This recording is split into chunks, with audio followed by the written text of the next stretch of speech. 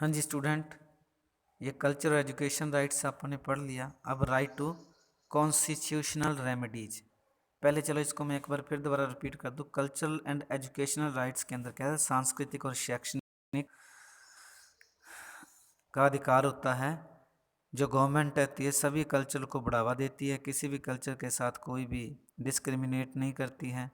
और 6 साल से लेकर 14 साल के बच्चों को जो फ्री एजुकेशन देगी, उनको खाने खाने के लिए देगी, जिससे उनका शिक्षा के साथ साथ शारीरिक विकास भी हो सके और जो बच्चे हैं पढ़ लिख कर अपने पैरों पे खड़ा हो सके। तो ये कल्चरल और एजुकेशनल राइट्स था आर्टिकल 29 और 30 के अंदर। और जो इसके अंदर क्या है, जो भी एजुकेशनल इंस्टीट्यूशन होंगे वो धर्म के आधार पर, जाति के आधार पर और वंश के आधार पर उनको एडमिशन देने से मना नहीं कर सकते, उनके साथ कोई डिस्क्रिमिनेट नहीं कर सकते। अब अपने पास नेक्स्ट आ गया right to constitutional remedies, article 32 to 35।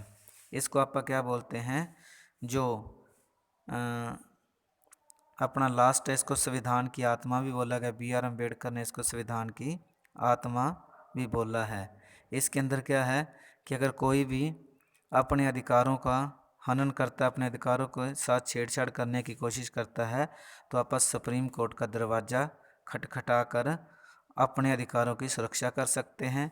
तो B.R. अम्बेडकर ने राइट टू कॉन्स्टिट्यूशनल रेमेडीज, इसको क्या बोला है, संविधान की आत्मा बोला है।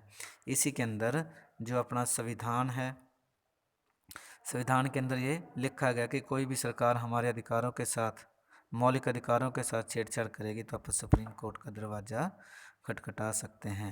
राइट टू इन्फॉर्मेशन, RTI जिसको बोला जाता है, तो ये कब आया था, 12 अक्टूबर 2005 के अंदर आया था।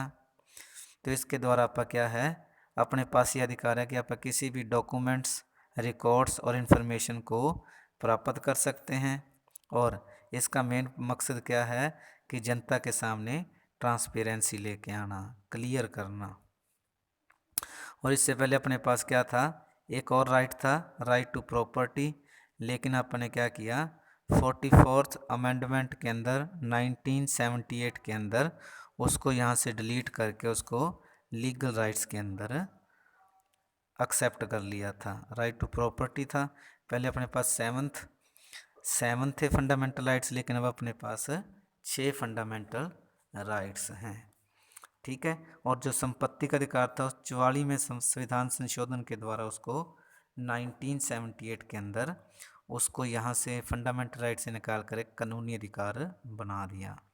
अब अपने पास क्या आ गया, फंडामेंटल राइट्स के साथ साथ अपनी क्या है, फंडामेंटल ड्यूटीज़ भी हैं। ये अपने पास 42वें संविधान संशोधन के द्वारा 1976 के अंदर हमारे संविधान के अंदर क्या है, फंडामेंटल ड्यूटीज़ हैं, उनको जोड़ा गया है। अब अपने पास क्या है, टोटल 11 फंडामेंटल ड्यूटीज़ हैं। 11 फंडामेंटल ड्यूटीज़ है, क्योंकि मौलिक अधिकारों के साथ साथ अपने पास कुछ कर्तव्य भी हैं देश के प्रति, अपने संविधान के प्रति, अपनी सरकार के प्रति, उनको भी अपने फॉलो करना है। तो ये अपने पास है to abide by and respect the constitution. हमने क्या है, संविधान का सम्मान करना है, राष्ट्रीय जो झंडा है, नेशनल एंथम है, उनका सम्मान करना है। और जो भी अपने फ्रीडम फाइटर्स थे, जो उनके आदर्श हैं, उनको अपने मानना है, उनको फॉलो करना है, उनको और ज़्यादा इनरिच करना है। जो अपनी प्रभुसत्ता है, सोवर्निटी, यूनिटी और इंटेग्रिटी है, इसको अपने क्या करना है, सुरक्षा प्रदान करनी है। और अपनी क्या है, देश की सीमाओं की सुरक्षा करनी है। और अपने क्या है, ब्रदरहुड की भावना को फैलाना है। और जितने भी जो जाति पाति के आधार पर जो भेदभाव था, उनको सबको ख़त्म करना है।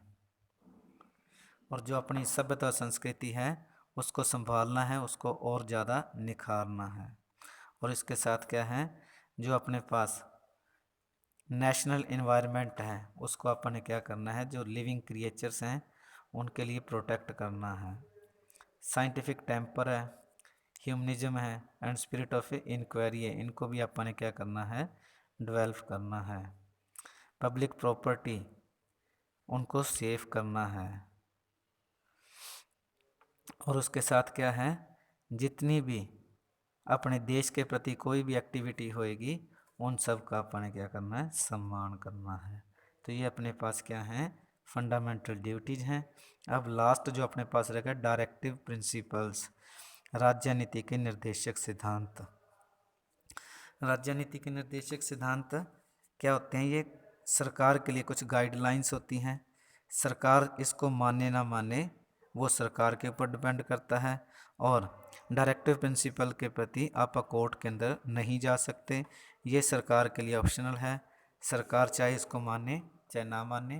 तो ये हमारे पास कुछ डायरेक्टिव प्रिंसिपल्स, डायरेक्टिव का मतलब क्या होता है, डायरेक्टिव का मतलब कुछ डायरेक्शन दी गई हैं, प्रिंसिपल्स का मतलब कुछ सिद्धांत दिए गए हैं। किसको दिए गए हैं, ये गवर्नमेंट को दिए गए हैं।